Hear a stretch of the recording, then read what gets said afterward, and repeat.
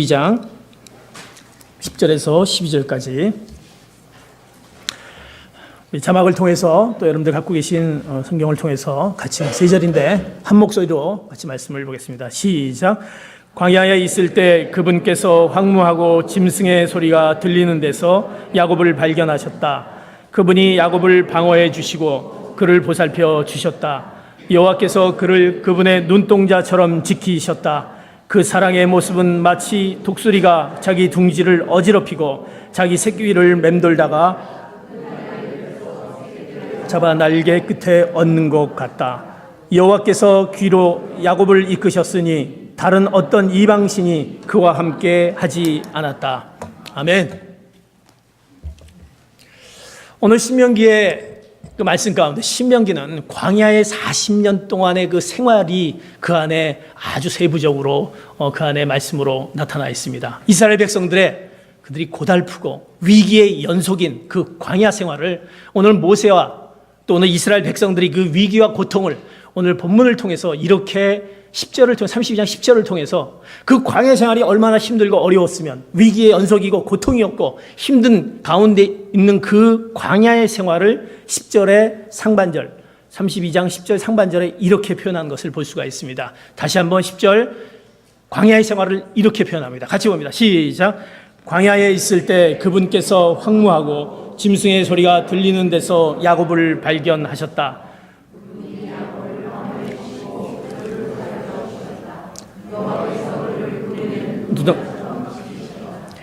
모세는 이렇게 표현하고 있습니다. 광야에 있을 때 그분께서 황무하고 짐승의 소리가 들린 데서 야곱을 발견하셨다. 야곱이라는 것은 이스라엘을 발견했다는 것입니다. 모세와 이스라엘이 그들이 발견했던 그 광야는 황무하다라는 것입니다. 황무지 같은, 정말 황무지 같은 그 모습이 광야의 모습이다라는, 광야의 생활이다라는 것입니다. 어떻게 보면 우리의 그 삶의 내용이, 광야의 삶의 내용이 수고와 슬픔, 그리고 희망과 기대를 걸 수 없는 그 인생, 앞이 보이지 않는 자신들이 걸어온 그 삶이 앞으로 걸어가야 될 그 삶을 보이지 못하는 그런 광야 같은 삶.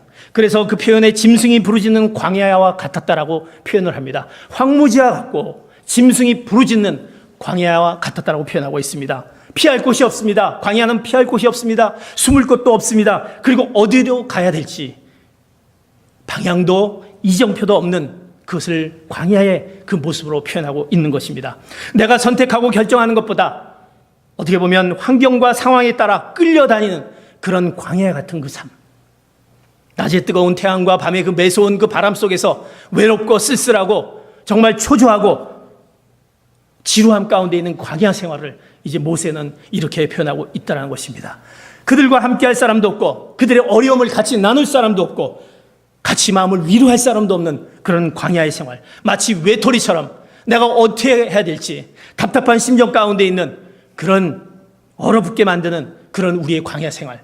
웃음도 기쁨도 슬픔도 희망도 모든 것이 얼어붙어 움직일 수 없는 그 광야의 생활을 모세는 황무지와 같고 짐승이 부르짖는 짐승과 같다라고 표현하고 있다는 것입니다. 사랑하는 성도 여러분, 혹시 여러분들은 그런 광야의 생활을 걸어보시지 않으셨는지요? 과거에 내가 그런 광야, 바로 그 모세의 얘기가 바로 내 얘기구나. 나도 그런 앞으로의 미래가 보이지 않는, 이정표도 없는 지금 상황 가운데 있는 미래 그런 것 가운데 있는 나의 모습을 봤다. 아니, 나는 지금 현재 광야 같은 생활 가운데 있는 것이다. 내가 계속 환경과 상황에 따라서 내가 이렇게 밀려가듯이 가는 그런 모습 가운데 있는 내 광야의 생활이 지금 내 모습이다라고 생각합니다. 그리고 나의 삶이, 나의 자녀들은 왜 이렇게 광야처럼 나를 힘들게 만들고 보이지 않고 돌이키지 않고 어렵게 만드는 그런 자녀들의 모습. 내 직장은 언제 내가 그 직장을 계속 다닐 수 있는지, 내 기업은 이것이 잘 돼가고 있을 것인지, 광야 같은 생활 가운데 있는 우리의 모습을 보게 된다는 사실입니다.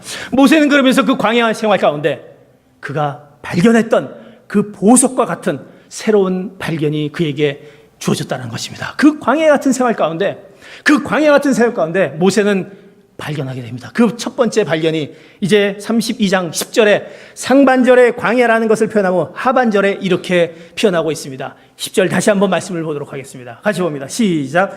광야에 있을 때 그분께서 황무하고 짐승의 소리가 들리는 데서 야곱을 발견하셨다. 그분이 야곱을 방어해 주시고 그를 보살펴 주셨다. 여호와께서 그를 그분의 눈동자처럼 지키셨다. 그는 황무하고 그런 짐승이 부르짖는 광야 같은 가운데 그분께서, 하나님께서 나를 어떻게 보살펴 주셨다. 그 하나님께서 나에게 오셔서 보살펴 주시고 방어해 주시고 지켜 주셨다라는 그 놀라운 광야 생활에서 무엇을? 그 보석과 같은 하나님을 발견했다는 사실입니다. 이스라엘 백성들은 하나님을 발견했습니다. 그 힘들고 어려운 가운데 하나님을 발견했다는 것입니다.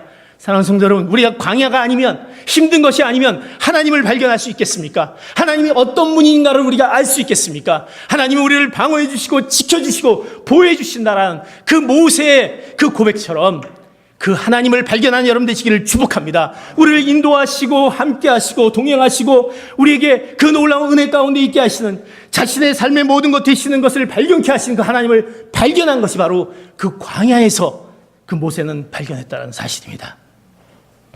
아주 오래전에 인터넷에 올렸던 좋은 생각이라는 글이 있습니다. 그 생각에 이제 이런 글이 있습니다. 좋은 생각. 삶이 너무 고달파 모든 것을 포기하려 해도 딱 한 사람, 사랑하고 믿어주는 그 사람이 있기에 일어나 내일을 향해 바로 섭니다.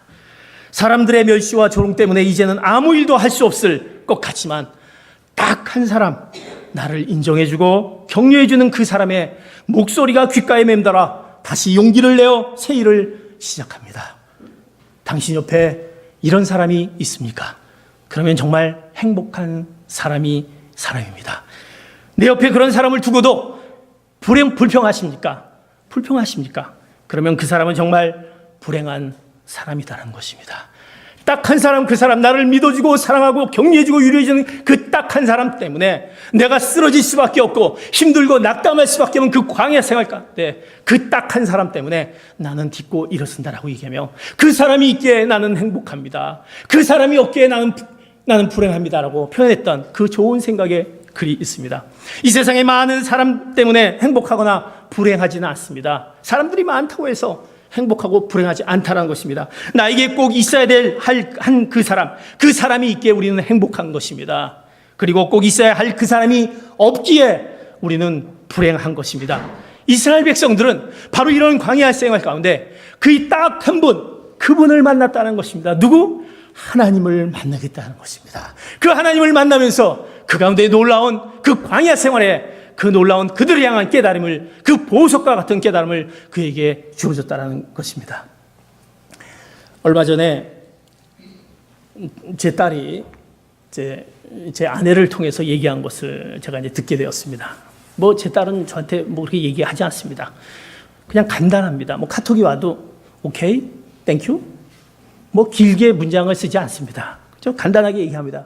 근데 엄마하고는 이제 얘기를 잘 하는 것 같아요. 그러면서 이제 그 얘기를 들은 거를 제가 이제 여러분들에게 얘기합니다. 왜 나는 딸과 얘기를 하지 못할까? 모르겠습니다. 제가 어떻게 그렇게 되는지. 그러나 우리 딸이 이제 그런 얘기를 했습니다. 제 딸의 이제 친구들이 있었습니다. 친구들이 많이 있었는데 그 친구 가운데 이러이러한 친구들인데 그 친구 안에 굉장히 좀 셀피시하고 자기 방어적이고 자기를 좀 이렇게 막 감싸고 어떻게 하든지 자기에게 뭔가 이렇게 불리한 것이 있으면 그걸 막 반응하는 그런 친구가 있었다고 합니다. 근데 그 친구는 아주 똑똑한 친구였습니다.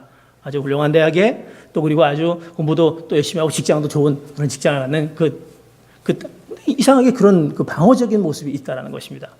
근데 어느 날 이제 이 친구가 이제 친구들끼리 같이 이제 파티를 하려고 이제 가게 될 기회가 생겼습니다. 그래서 이제 파티를 갔는데 그 친구는 이제 옷도 잘 차려입고 또 잘 이렇게 준비하고 합니다. 근데 이제 그 친구가 이제 저희 딸에게 그렇게 얘기합니다. 내가 산지 얼마 안 된 구두가 하나 있는데 그 구두 너 그 파티에 가서 입을 구두 멋있는 구두 있니? 이거 산지 얼마 안 됐는데 너 이거 구두 신지 않겠니? 하면서 이거를 건네주면서 신으라고 그렇게 얘기했던 것입니다. 그래서 우리 딸은 아니 왜 이거를 나한테 줄까? 그래서 이상하다 이렇게 생각하는 차에 이제 제 딸이 그 친구에 대한 것을 이렇게 알았기 때문에 그렇게 얘기했다고 합니다. 너 그 구두 새 거라서 네가 신고 가면 뒤꿈치 막 까지고 막 그러니까 너 나보러 신고 좀 다른 다음에 네가 신으려고 그런 거 아니야? 이제 우리 딸은 그냥 있는 그대로 걔의 그런 모습을 알았기 때문에 이제 얘기를 했다고 그렇게 합니다.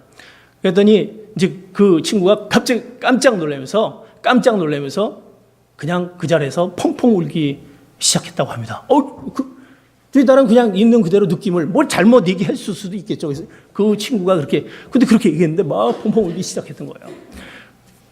그래서 이제 그 친구에게 탁 미안하다. 내가 그건 그런 뜻은 아니었어. 라고 얘기하면서 그러면서 이제 제 딸이 그런 얘기를 했다고 합니다. 너는 왜 사람들에게, 친구들에게 왜 자꾸 뭘 얘기하면 방어적이고 뭔가 자기중심적이고 이기적인 그런 모습이 자꾸 있니? 그래서 친구들한테 뭔가 이렇게 가까이 가려고 그러면 못 가게 하고 뭔가 나를 뭐 이렇게 하려고 그러면 뭐 이상하게 생각하고 왜 그런 것이 있니?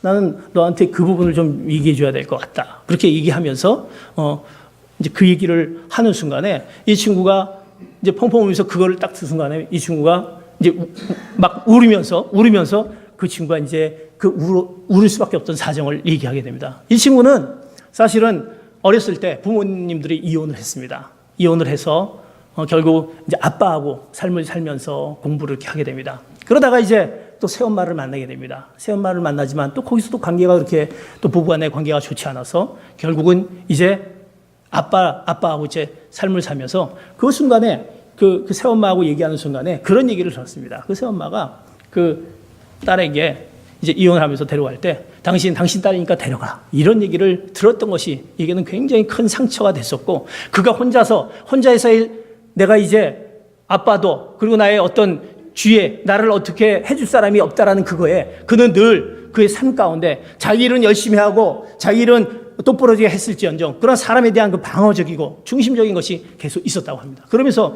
너는 어떻게 이런 것들 내가 여태까지 어떤 삶을 살면서 이런 얘기를 해준 적이 한 번도 없었다. 누구든 한 번도 없었다. 근데 어떻게 나한테 이런 얘기를 해줄 수 있는지 나는 너를 위해서 사실을 해준 거다. 많은 좋은 친구들이 있는데 왜 다른 친구들로부터 주어진 사랑들을 네가 거부하고 방어적이고 왜 그러냐. 그렇게 얘기했던 그러면서 이제 펑펑 울면서 네가 진심으로 나한테 이렇게 얘기해 준 거에 대해서 나는 고맙게 생각한다.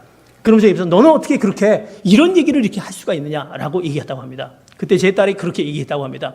나는 얘기했는데 나는 내가 힘들고 어려운 가운데 있을 때 항상 내 편이 되어주고 나의 모든 것을 밀어주는 부모님이 있다라는 얘기를 그 친구에게 얘기해 주면서 내가 그래서 그것 때문에 너한테 아마 얘기했을지도 모르겠다. 미안하다. 내가 그 상황을 몰랐었다라고 얘기했던 얘기를 제가 들었습니다. 이스라엘 백성들은 그 광야 생활 가운데 힘들고 어려운 생활 가운데 바로 한번 그 하나님을 발견하게 됩니다. 그 하나님은 어떤 분이십니까? 결코 버리지 않고 고아와 과부로 내버리지 않고 포기하지 않는 그 하나님을 발견했던 것입니다. 그 하나님은 다른 사람들은 포기해도 그 하나님은 그 이스라엘 백성들을 향한 끊임없는 그 사랑을 광야 생활 가운데 있었던 것을 그 이스라엘 백성들은 그 모세는 발견하게 그 하나님을 발견했다고 표현하고 있는 것입니다. 그 가운데 하나님께서 우리를 인도하시고 동행하시고 가장 외롭고 두렵고 불안한 가운데 있을 때 가장 위험한 곳에 있을 때 우리와 함께 계신 그 하나님 눈동자처럼 보호하시고 방어하시고 지키시는 그 하나님을 발견하였기에 그 인생의 광야길 가운데 있을 때 그는 그 광야에서 그 하나님을 발견하면서 그 놀라운 가치 있는 그 깨달음을 그에게 이제 경험하게 되었다는 사실입니다. 우리의 광야 생활은 어떻습니까? 이 광야 생활 가운데 무엇을 발견하길 원합니까? 우리 오직 한 분 우리를 방어해 주시고 보호해 주시고 지켜주신 그 하나님을 발견하시는 귀한 성도 여러분 되시기를 축복합니다. 그 하나님이 있기에 광야의 생활은 곧 축복이라는 것입니다. 우리의 광야의 생활은 힘들고 어려운 것이 아니라 바로 우리에게 축복이 된다는 것입니다. 오늘 또 말씀을 통해서 그 광야 생활에 모세는 이제 또 발견하게 된 두 번째 발견이 있습니다. 신명기 32장 11절에 이렇게 말씀하는 것을 볼 수가 있습니다. 같이 봅니다. 시작.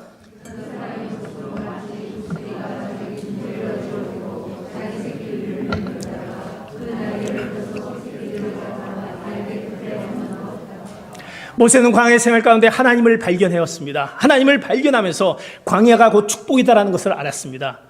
이제 모세는 광야 생활하면서 그 하나님을 발견하며 그 하나님의 사랑의 모습을 이렇게 신명기 32장 11절에 표현합니다. 그 사랑의 모습은 마치 독수리가 자기 둥지를 어지럽히고 자기 새끼를 맴돌다가 그 날개를 펴서 새끼를 잡아 날개 위에 얹는 것과 같다라는 그 표현.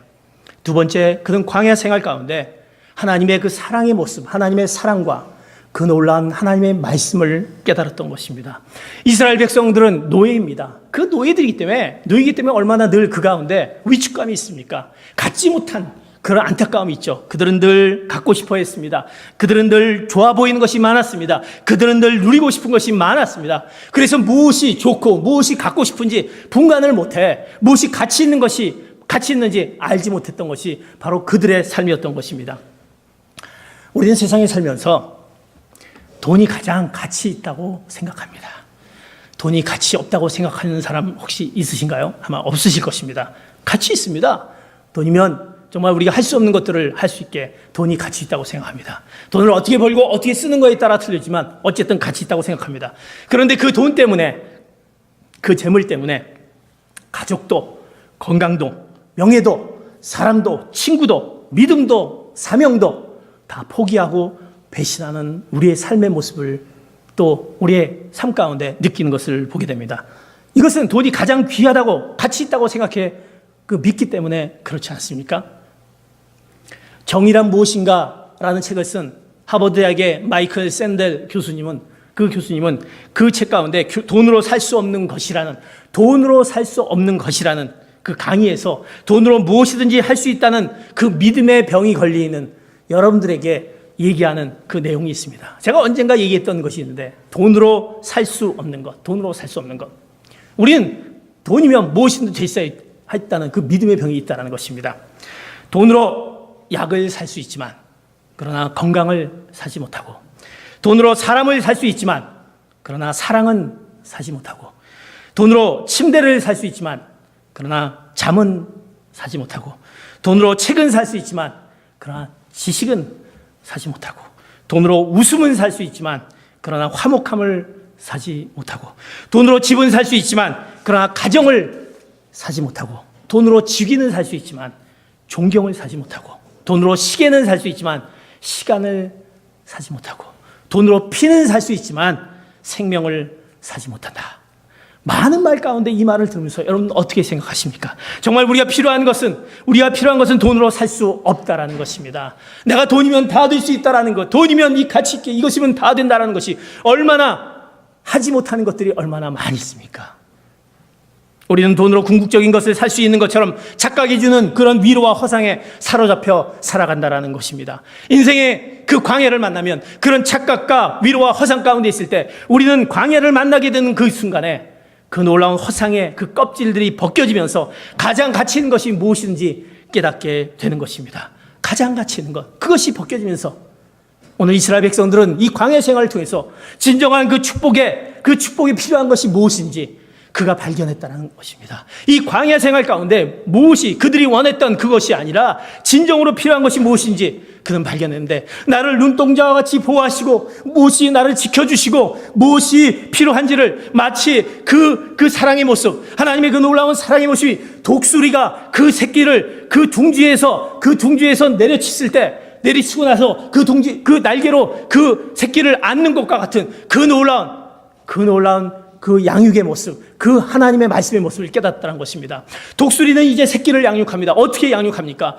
더 이상 둥지에서 살 수는 없는 것입니다. 계속해서 엄마가 주는 그 먹이로 그는 살 수 없는 것입니다. 그가 홀로 서야 되는데 그 홀로 서기 위해서 그 둥지를 흔듭니다. 독수리는 흔들어서 그 새끼들이 그것을 떨어지게 합니다. 떨어지는 순간에 어디선가 날아와서 독수리는 그 땅에 떨어지는 순간에 날아와서 엄마의 그 커다란 날개를 통해서 얹고 다시 올라가고 그 둥지에 올려놓은 그런 어떤 그 훈련을 통해서 그를 세우고 그를 또 그 광야의 생활 가운데 설 수 있도록 만드는 그 놀라운 일들이, 그 사랑의 모습이 독수리가 새끼를 훈련하듯 그렇게 표현하면서 우리에게 하나님께서 말씀해 주신 것은 무엇입니까? 너희들에게 하나님의 그 사랑과 그 말씀을 통해서 우리에게 깨닫게 한다는 것입니다. 그 말씀이 너에게 주어졌을 때, 그 하나님이 우리 지금 말씀을 우리가 알았을 때 우리가 어떻게 살아야 되는지, 또 우리가 그 광야 생활 가운데 진정한 그 축복의 삶을 살 수 있는지 하나님의 말씀 가운데서 우리를 발견하게 했다는 것입니다. 그래서 모세는 바로 이 광야 생활 가운데 하나님의 사랑과 그 말씀을 발견하게 되었다는 것입니다.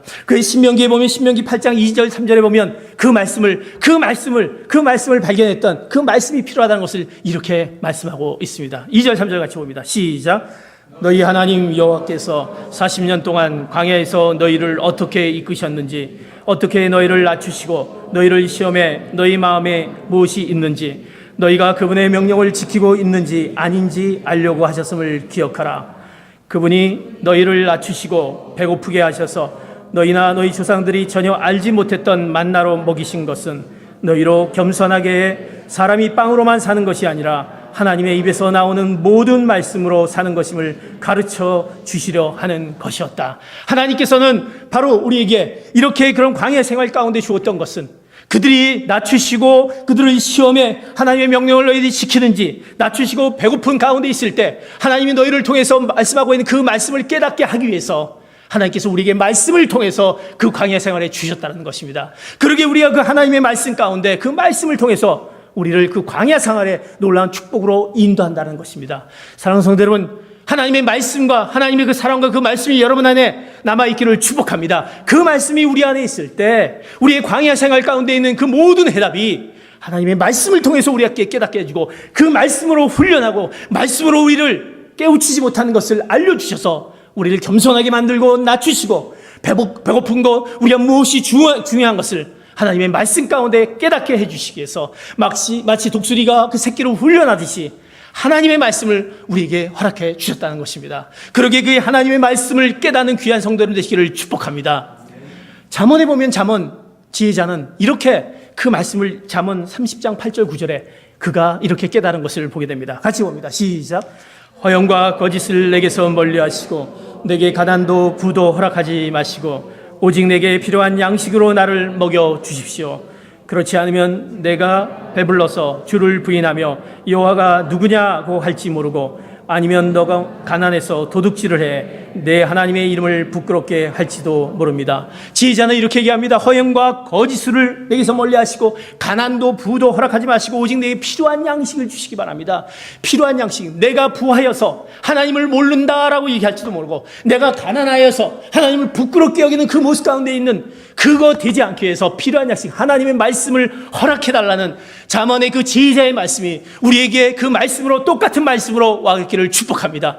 하나님의 말씀이 우리 안에 주어졌을 때 진정한 하나님께서 우리를 통한 광야의 생활 가운데 진정으로 깨닫게 해주는 우리의 삶이 변화가 되고 우리 삶 가운데 하나님이 원하시는 그 삶을 살 수 있게 되는 것입니다. 그것이 바로 광야 생활 가운데 그 하나님의 사랑과 그 말씀을 깨닫는 순간에 얻어지는 것입니다. 사랑하는 성도 여러분, 하나님의 그 사랑과 변치 않은 말씀이 여러분 안에 늘 충만하기를 축복합니다. 그러기에 광야 생활은 축복이다라는 것입니다. 광야는 우리가 힘들고 어려운 것이 아니라 그 생활을 통해서 하나님도 발견하죠. 하나님의 사랑과 말씀도 깨닫게 되죠. 여러분들이 광야 생활이 없으면 어찌 이전에 나왔을 것이고 어찌 하나님의 말씀을 보겠습니까? 그러나 그 광야 생활이 있기에 이것이 아니구나, 내가 지금 잘못 가고 있구나, 어디로 가고 있냐라고 깨닫는 그 하나님의 말씀 가운데, 하나님을 발견한 가운데, 그 사랑 가운데 거할 때 그 광야 생활은 우리에게 축복으로 다가오게 되는 것입니다. 그러기에 그 광야 생활이 축복임을 여러분들이 말씀 안에 결단하는 귀한 성도님 되시기를 축복합니다. 이제 그 광야 생활 가운데 이제 그들에게 주어진 세 번째 그들이 발견했던 것이 있습니다. 이제 광야 생활에서 하나님을 발견했습니다. 하나님이 어떤 분인지 발견했습니다. 방어해 주시고 지켜주시고 보여주신 그 하나님, 그리고 그 사랑의 모습, 독수리가 그 새끼를 훈련하듯 그 말씀으로 우리에게 허락하신 그 하나님의 말씀을 발견했습니다. 그런데 그 하나님의 사랑과 말씀을 발견했는데 오늘 본문 말씀 12절, 13절 이어서 보면 그 뒤에 그들은 어떻게 하나님의 놀라운 축복의 풍요로움이 있었습니다. 하나님이 그것을 발견했기에 축복을 마음껏 허락하였습니다. 그런데 그 축복을 허락했더니 이스라엘 백성들이 그 축복을 줬던 것은 축복에 대한 하나님의 특별한 사명이 있다는 것입니다. 그 사명을 잊어버립니다. 나에게 축복을 허락했던 것이 왜 하나님이 해줬을까? 그 사명을 잊어버리고 현실에 만족하며 살아가는 그들의 모습 가운데 하나님의 심판을 전하는 것이 13절 이후에 쭉 이어지는 말씀의 신명기 32장의 내용인 것입니다. 사랑하는 이 말씀을 통해서 광야 생활에서 우리는 하나님이 이런 광야의 축복을 허락하신 것은 그 우리에게 사명을 발견하게 하기 위한 것이라는 것입니다. 우리가 해야 될 것을 하나님이 광야 생활을 통해서 깨닫게 하는 것입니다. 우리에게 주어진 그 사명이 무엇인지 발견해야 된다는 것입니다. 우리 광야 생활에서 하나님이 우리에게 주신 그 사랑과 그 행복과 그 말씀과 이런 것들을 어떻게 여러분들은 이제 이것을 어떻게 해야 되겠습니까? 그렇다, 이것은 내 것이다 라고 이것으로 끝내야 되겠습니까? 그 이후에 이것으로 축복이라고 하고 더 이상 여기서 만족한다고 한다면 결국 그들은 그 현실에 만족하고 결국 하나님의 심판 가운데 임할 수밖에 없는데, 우리를 깨닫게 해준 것은 그 사명을 우리는 나눠줘야 된다는 것입니다. 하나님이 광야에서의 그 축복의 삶을 주셨다고 한다면 그것을 나눠주는 그 삶이 우리에게 있어야 된다는 것입니다. 그래서 광야의 생활에서 그 사명을 발견하는 것인데 그 사명은 나눠주는 사명인 것입니다. 우리에게는 하나님이 우리에게 훌륭한 정말 이 가정을 허락해 주셨습니다. 교회를 허락해 주셨습니다. 이웃을 허락해 주셨습니다. 그를 향한 우리의 사명이 무엇입니까?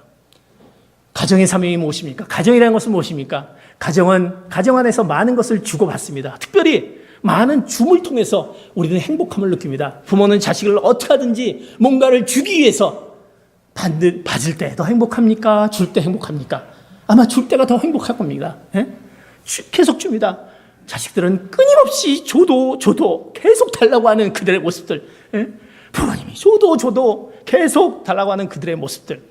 자녀들은 부모님의 주는 모습을 통해서 그들이 받음을 통해서 주는 그 사명을 깨닫게 되는 것입니다. 하나님이 그 놀라운 그 가정을 통해서 이루시는 것은 이제 주라는 것입니다. 다른 사람에게 받는 것보다 주는 행복이 얼마나 귀한지 알아야 되는 것입니다. 그래서 우리 자녀들이 부모를 통해서 사랑을 받았고 주었으면 그거를 나눠줄 수 있어야 되는데 우리 부모들이 잘못 교육하면 계속 나만 하는 그것 때문에 잘못된 우리의 그 하나님이 우리를 허락하신 그 축복의 그 사명을 감당하지 못하게 되는 것입니다. 우린 줘야 되는 것입니다. 필요한 사람에게 나눠주는 사람이 되어야 되는 것입니다. 교회는 무엇입니까? 교회는 받는 곳입니다. 하나님의 말씀을 받고 하나님의 사랑을 받는 것이지만 그 사랑을 받은 사람은 받은 것을 어떻게 나눌 때 교회가 되는 것이고 성도가 되는 것입니다. 나는 계속 받기만 원합니다. 달라 받기만 원합니다. 무엇을 여러분들이 나누었습니까? 무엇을 여러분들이 주었습니까? 세상을 향한 하나님께서 우리에게 허락하신 그 사명을 어떻게 여러분들이 주고 있냐라는 것입니까? 이 비어있는 이 자리가 채워지기 위해서 여러분들이 줘야 되지 않습니까? 그 사명을 줘야 되지 않습니까? 그냥 입 꽉 다물고 나만 받아야지 이러고 있다면 어떤 사명을 우리에게 하나님께서 주신 그 축복을 얼마나 누릴 수 있겠냐라는 것입니다. 교회는 받을 때보다 나눠줄 때 행복해야 된다는 것입니다. 행복은 나누고 줄 때 누리는 축복인 것입니다. 우리에게 주어진 사명은 나누는 삶을 될 때 진정한 축복이 우리에게 주어지는 것입니다. 그래서 우리는 성도 간에 나눠주는 것입니다. 주는 것입니다. 그래서 섬기는 것입니다. 내가 시간을 내고 또 물질을 내고 섬겨주는 것입니다. 사랑을 주는 것입니다. 기도하는 것입니다. 중보하는 것입니다. 이런 모든 그런 나눔을 통해서 그들에게 용기와 능력이 주어지게 된 것입니다. 그래서 사랑의 나눔이 있는 곳에 하나님이 계신다라는 그 놀라운 그 나눔의 역사가 우리가 교회를 통해서 나타나기를 축복합니다. 그것이 바로 우리 교회를 향한 하나님이 허락해 주신 사명이라는 것입니다. 또 이웃을 향한 그 나눔이 무엇입니까? 우리는 분명히 이웃을 통해서 나누어줘야 될 것입니다. 이웃을 통해서 구제해야 될 것입니다. 우리가 무엇으로 다른 사람들을 구제하기 원합니까? 나는 뭔가 구제하기 원한다. 교회가 뭔가 구제하기 원한다. 내가 구제하기 원한다. 우리가 다른 사람들을 도울 때 내가 구제할 수 있는 넉넉한 그 무엇이 없습니다. 저도 구제하고 싶습니다.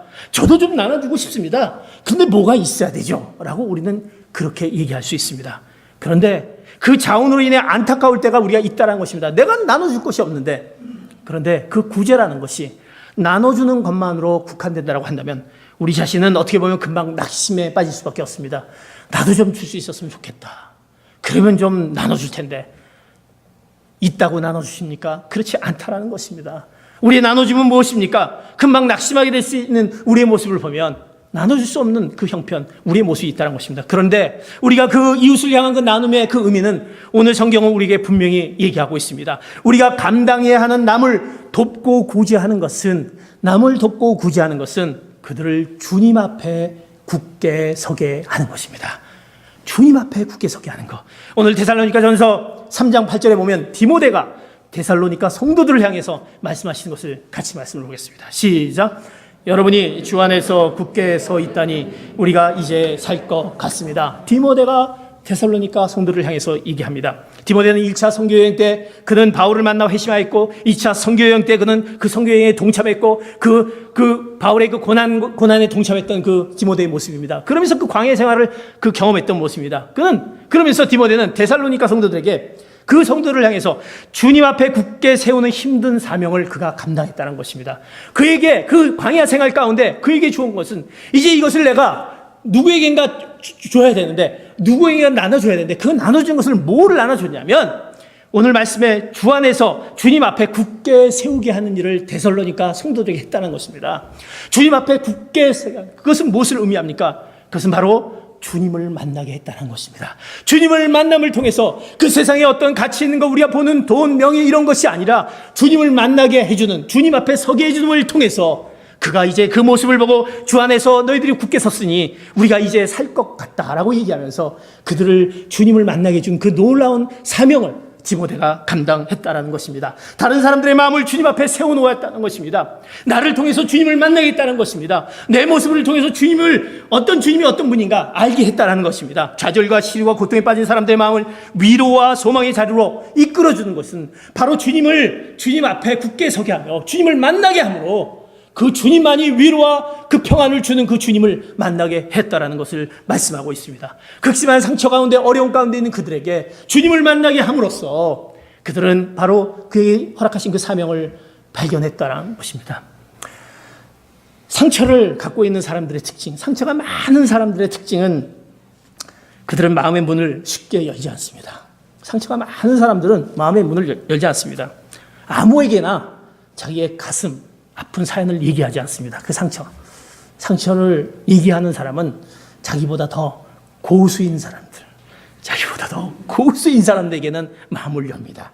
자기보다 더 큰 상처가 있는 사람에게는 이제 마음을 엽니다. 그래서 상처가 많은 사람에게 뭔가 섬기는 사역은 굉장히 힘들다는 것입니다. 그를 주님 앞으로 오게 하는 것도 굉장히 힘들다는 것입니다. 그 상처 때문에. 그런 자들을 우리가 어떻게 그들에게 내가 갖고 있는 그 무엇으로 그들을 하나님을 만나게 할 수 있습니까? 하나님을 발견할 수 있겠습니까? 주님 앞에 굳게 서게 해야 되는 것입니다. 주님을 만나게 하는 것입니다. 사람은 자신이 잃어버린 것과 같거나 그보다도 많은 것을 잃어버린 사람을 만나야 위로를 받습니다. 나보다도 더 많이 잃어버렸거나, 그리고 어떻게 보면 많은 것을 잃어버린 사람들을 찾아가서 위로를 받지, 절대 나하고 비슷한 저보다도 더 덜한 사람에게는 위로를 받지 않는다는 사실입니다. 그런 상처 많은 사람, 그렇다면 우리가 주님을 안다고 한다면, 우리가 치유자라고 한다면, 우리가 그들의 상처를 치유한다고 한다면 우리는 그 치유의 여정이 있어야 한다는 것입니다. 그 여정이 바로 우리의 광야 생활을 통해서, 우리는 그 생활을 통해서 우리가 그들을 치유할 수 있다는 것입니다. 왜? 그 광야 생활에서 그 치유자인 하나님을 발견했고 그 하나님의 사랑과 말씀 가운데서 우린 그 하나님을 알았기에 우린 그 치유의 여정 가운데 그들을 주님 앞에 굳게 서게 할 수 있다는 것입니다. 그러기 사랑하는 성도 여러분, 그 사명을 감당하시는 귀한 성도님 되시길 축복합니다. 주님 앞에 굳게 서게 주님을 만날 수 있도록 해야 되는 것입니다. 세례요한이 그 패역한 세상을 향해서 외칩니다. 그들이 그 세례요한이 담대히 선포하는 것을 볼 수 있습니다. 그러면서 그들에게 섬기며 그들에게 놀라운 능력을 허락해 주면서 필요한 것을 주었던 것을 볼 수가 있습니다. 어떻게 세례요한이 그럴 수 있었던지 누가복음 3장 2절에 6절에 보면 그 세례요한이 그렇게 그 놀라운 그 패역한 세상을 향해서 담대하게 선포하고 그들의 힘들고 어려운 가운데 상처를 치유해 줄 수 있었던 것은 오늘 누가복음 3장 2절에서 6절의 말씀, 이 말씀을 통해서 그가 누군가를 그에게 만났다는 사실입니다. 3장 2절 6절 봅니다. 시작. 안나스와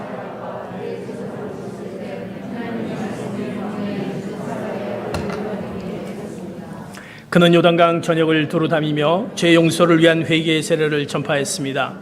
이것은 예언자 이사야의 책에 기록된 것과 같습니다. 광야에서 외치는 소리가 있다. 주의 길을 예비하라. 그분의 길을 곱게 하라. 모든 골짜기는 메워지고 모든 산은 언덕은 낮아질 것이며 굽은 길은 험한 길은 평탄해질 것이다. 그리고 모든 사람들이 하나님의 구원을 보게 될 것이다. 세례요한의 외침은 하나님의 구원을 보게 될 것이다. 너희들이 회개하라. 주의 길을 예비하라. 이렇게 얘기할 수 있었던 것은 무엇입니까? 그는 오늘 말씀에 하나님의 말씀이 광야에 있는 사갈의 아들 요한에게 내려졌다.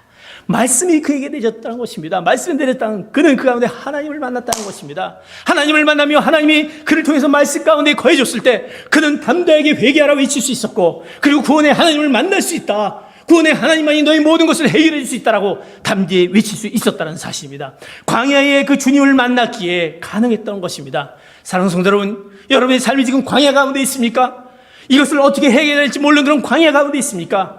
다른 데서 그것을 찾지 않기를 원합니다. 주님을 만나는 순간에, 주님 앞에 서는 순간에 그 놀라운 광야가 우리에게 축복으로 바뀌어질 줄 믿습니다. 그러기에 우리는 그 광야가 절대 우리에게는 실망이 아니고 좌절이 아니라 우리에게 축복이 된다는 것입니다. 고통의 시간 속에서 다루심을 받게 되었을 때 다른 사람의 필요를 채워주시는 그 위대한 그 생애가 우리에게 펼쳐지는 것은 이 광야에서 바로 그분을 만났을 때, 그 주님 앞에 굳게 섰을 때 우리는 놀라운 축복이 우리에게 더해지는 것입니다. 사랑하는 성도 여러분, 우리에게 광야가 있는 것을 놀라지 마시기 바랍니다.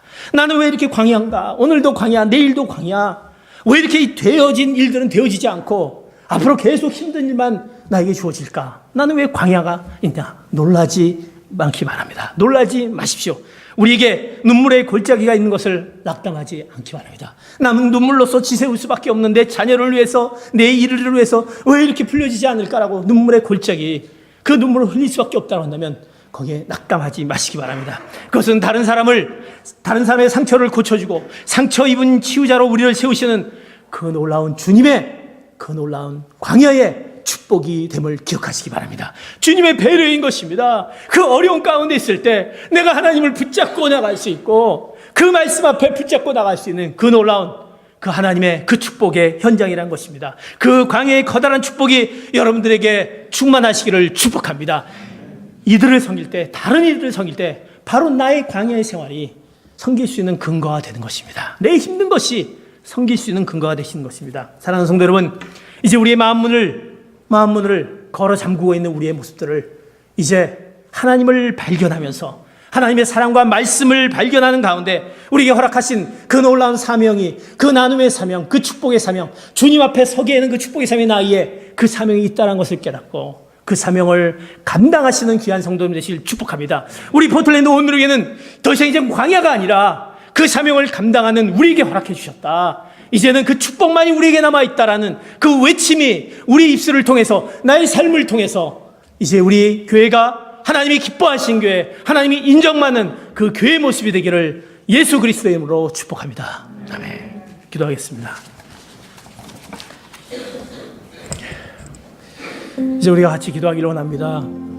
하나님, 계속적인 그 광야의 삶 가운데 헤어나지 못하고 있는 나의 모습을 보게 됩니다. 수고도 슬픔도 희망도 기대도 걸 수 없는, 목표도 숨을 곳도 피할 곳도 없는 그 모습 가운데 있는 그 광야 같은 나의 현 모습을 보면서 내가 나의 상황과 환경에 따라 끌려간 나의 모습을 보면서 나는 계속 이렇게 살아가면 되느냐라고 우리가 좌절하고 안타까운 데 있다고 한다면, 오늘 모세가 광야 생활에서 만났던 그 하나님을 발견하게 하여 주시옵소서.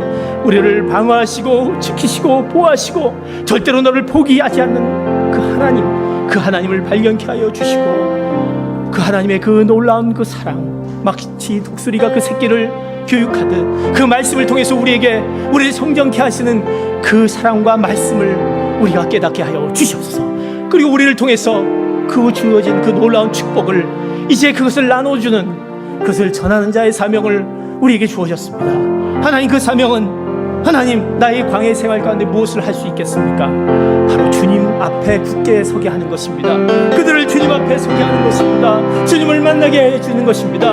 우리의 모든 것을 해결해 주시는 그 주님을 만나는 순간에 그 광야의 생활은 축복으로 전화될 줄 믿습니다. 하나님 아버지의 그 광야의 생활을 이제는 우리가 축복임을 깨달아 알고 이 광야의 생활 가운데 하나님을 발견하게 하여 주시옵소서. 그 사랑과 말씀을 발견케 하여 주시고 그 사명을 깨닫게 하여 달라고 같이 한번 주여 한번 외치면서 통성으로 주님 앞에 기도하시겠습니다. 주여, 하나님 아버지 감사합니다. 우리의 삶, 광야 같은 삶, 아버지 하나님 해결점이 보이지 않습니다. 그렇게 애쓰고 그렇게 힘들게 내가 해왔구만. 왜 그것이 해결의 시간이가 보이지 않습니까? 아버지 하나님, 우리가 무엇을 통해서 그것을 해결하려고 애쓰고 있습니까? 세상의 재물, 나의 자존심, 나의 교만, 아버지 하나님, 내가 보여주는 것을 그것을 해결하려고 합니까? 이제 그 하나님, 우리를 방어하시고 지키시고 보호하시는 그 하나님, 나를 절대 포기하지 그 하나님을 발견하는 건데, 그 하나님의 그 사랑, 우리를 끝까지 훈련시키면서 그 말씀 가운데 거하게 하시는 그 말씀 앞에 하나님, 그 하나님을 발견케 하여 주시옵소서. 그리고 우리에게 맡겨주신 그 사명을 감당하기에 하나님, 내가 할 수 없습니다. 그 주님을 만나서 굳게 설 수 있도록 하나님, 우리에게 아버지 하나님 은혜를 허락하여 주시옵소서. 담대하게 복음을 전할 수 있는 나의 삶의 모습을 아버지 하나님 전할 수 있는 그런 우리의 광야 생활을 전할 수 있는 나의 모습이 될 수 있도록 주님 인도하여 주시옵소서. 하나님, 더 이상 광야가 우리에게는 실망이 아니고 좌절이 아니고 절망이 아님을 믿습니다. 우리 광야는 바로 우리에게 축복의 그 기회임을 기억하게 하여 주시옵소서. 그것은 하나님을 발견할 때 그 광야 생활 가운데 우리를 방어하시고 보호하시고 지켜주시는 그 하나님을 발견할 때 그 사랑, 우리를 말씀 가운데 훈련시키고 말씀으로 우리의 이정표를 알려주신 그 말씀을 통해서 그 하나님을 발견케 하여 주시옵소서. 그리고 우리에게 맡겨진 사명이 있습니다. 우리가 무엇인가 그 축복을 나눠줘야 될 텐데, 하나님, 내가 가진 거 없습니다. 나는 뭐 할 수 있는 것이 없습니다. 그러나 주님 앞에 굳게 설 수 있는 그 놀라운 그 주님의 만남을 그들에게 전할 수 있도록 우리의 입술을 열어 주시옵소서. 나의 삶을 열어 주시옵소서. 감사하며 예수 그리스도의 이름 받들어 기도하옵나이다. 아멘. 다 함께